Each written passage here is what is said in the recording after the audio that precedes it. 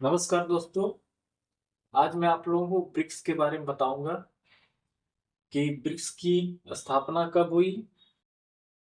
तो और इसमें कितने देश हैं, ब्रिक्स क्या काम करता है।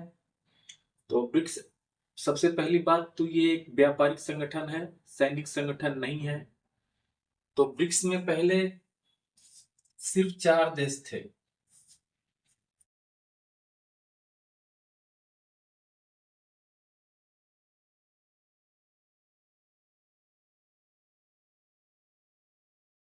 P R I C, Brazil, Russia, India, China. तो 2009 में 16 जून 2009 में इसकी स्थापना हुई। अ, कितने को हुई? 16 जून 2009 में स्थापना हुई। उस समय हमारे देश में प्रधानमंत्री मनमोहन सिंह थे। तो इसमें Brazil, Russia, India, China, Brazil, Russia, India, China, ये 4 देश थे। फिर 2010 में, एक साल बाद, दक्षिण अफ्रीका को भी शामिल किया गया। इसका नाम हो गया ब्रिक्स। पूरा नाम इसका है ब्रिक्स। इन 5 देशों के आधार पे ही ब्रिक्स संगठन का नाम है, जो कि व्यापारिक सहयोग संगठन है। कि व्यापार में जो जो दिक्कतें आ रही हैं, चाहे मजदूरों की हो, चाहे ट्रांसपोर्ट की हो, या रास्ते की हो, किस रूट से जाएगा, तो उस सबको दूर करने के लिए ब्रिक्स की स्थापना हुई। बाद में 2024 में कुछ और देशों ने इच्छा जताई कि मुझे भी ब्रिक्स में रखा जाए। और ब्रिक्स देशों को भी समझ में आया कि अगर व्यापार करना है, तो जिन देशों से बात नहीं हो पा रही है, जहां जहां से हमारा माल गुजर रहा है या जहां हमें बेचना है, उन देशों को भी और शामिल करना चाहिए। तो 2024 में मिस्र, इथोपिया, संयुक्त अरब अमीरात और ईरान भी शामिल हो गए। उसके बाद जो अभी इसी साल 2025 में इंडोनेशिया को भी शामिल कर लिया गया। तो ब्रिक्स में कुल कितने देश हैं? 1 2 3 4 5 6 7 8 9 10। 10 देश हैं। ब्रिक्स में कितने देश हैं कुल? 10 देश हैं। कितने देश हैं? 10 देश।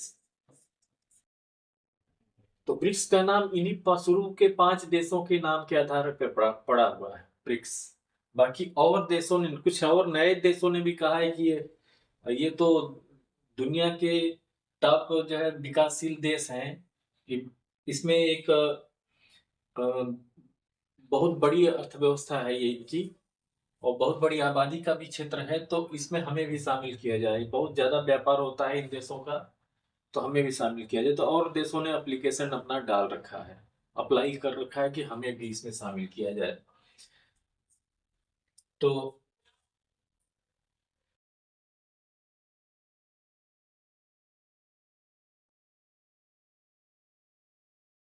अब देखिए ब्रिक्स क्या है। ब्रिक्स ब्रिक्स का फुल फॉर्म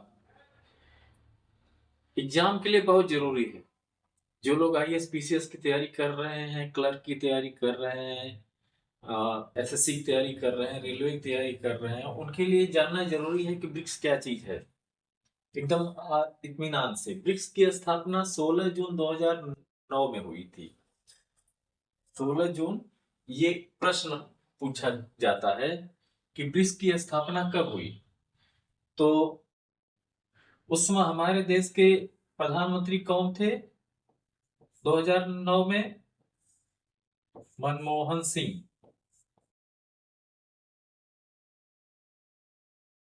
मनमोहन सिंह थे। पहला इसका सम्मेलन जो है रूस में हुआ। तो इनके समय में 2009 में, 16 जून 2009 में इसकी स्थापना हुई थी। तो उसके 4 देश शुरू में थे, ब्राजील, रसिया, इंडिया, चाइना। 2010 में साउथ अफ्रीका भी शामिल हो गया। तो ब्रिक्स का फुल फॉर्म क्या है? बी से ब्राजील, आर से रसिया, आई से इंडिया, सी से चाइना, एस से साउथ अफ्रीका। और ब्रिक्स का मुख्यालय कहाँ है? तो ब्रिक्स का कोई स्थायी मुख्यालय नहीं है। इसका सम्मेलन एक साथ एक बार जो है रसिया में होता है, तो फिर नेक्स्ट में चाइना में होता है, फिर इंडिया में होता है, फिर साउथ अफ्रीका में होता है। तो ऐसे हर साल रोटेशन करके होता है।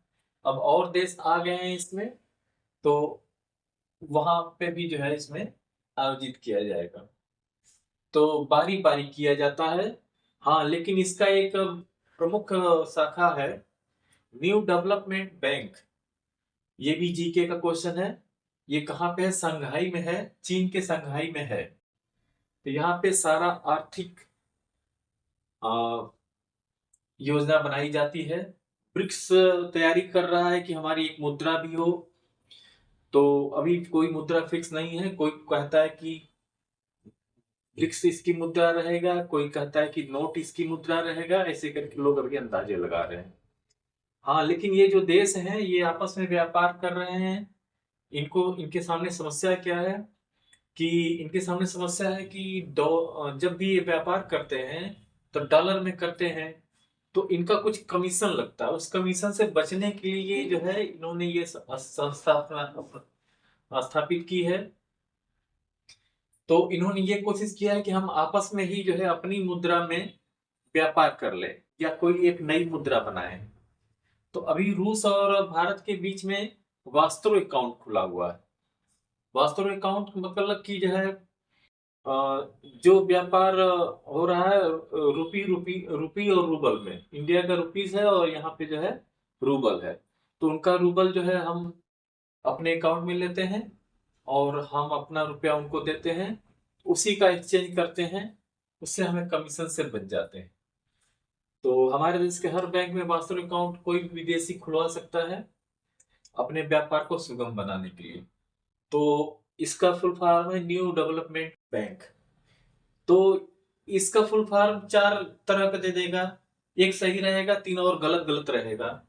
तो आपको ये पता होना चाहिए कि सही वाला कौन सा है। न्यू डेवलपमेंट, और कहाँ है ये? संघाई में। आपसे ये बोल सकता है कि नहीं हांगकांग में है, संघाई में है, मॉस्को में है। तो आप सही से नहीं जानोगे तो गलत आंसर हो जाएगा। कब स्थापना हुई थी? 16 जून 2009 में। तो और इसके बारे में ये जो आईएलओ है, the ILO is the key knowledge partner of the BRICS organisation.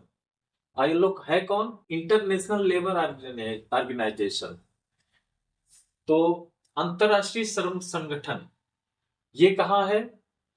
ये स्विट्जरलैंड देश के जिनेवा में इसका ऑफिस है। तो यहां से सभी मजदूरों से संबंधित कानून नियम बनाए जाते हैं। श्रमिकों की समस्याओं को हल करने के लिए दो देशों के बीच में, दो से ज्यादा देशों के बीच में श्रमिक समस्या क्या है, उनकी लेबर कास्ट क्या है, वो रहेंगे कहाँ, उनका वीजा का क्या होगा, ये सबसे संबंधित जो है सारी समस्या हल कौन करता है? अंतरराष्ट्रीय श्रम संगठन, जिसको आईएलओ बोलते हैं, इंटरनेशनल इंटरनेशनल लेबर ऑर्गेनाइजेशन। तो ब्रिक्स जो है एक व्यापारिक संगठन है। ब्रिक्स कोई सैनिक संगठन नहीं है। इस व्यापारिक संगठन को सबसे बड़ा मददगार कौन है? ILO, International Labour Organization. तो ये है ब्रिक्स के बारे में जानकारियां। मेन तो व्यापार कैसे आगे बढ़े, व्यापार में जो दिक्कतें आ रही हैं देश आपस में बात करें, उसको सॉल्व करें। अच्छा, तीसरा क्या है? CCI, chamber of commerce and industry. तो ये भी एक संस्था है जो ब्रिक्स देशों के बीच व्यापार को बढ़ावा देता है। Chamber of commerce and industry.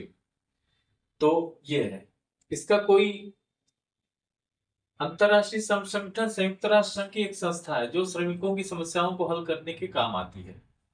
तो हमने क्या क्या बताया? The ILO is the key knowledge partner of BRICS organisation. Key knowledge partner, ये सारी जानकारी आईएलओ देता है कि उसके पास क्या, कितने मजदूर हैं, क्या उसका रेट है, वीजा का संबंधित सब कुछ। और आईएलओ फुल फॉर्म है इंटरनेशनल लेबर ऑर्गेनाइजेशन।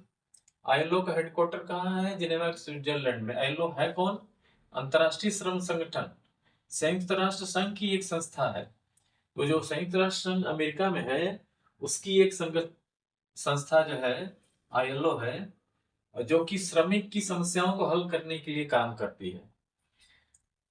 ठीक है।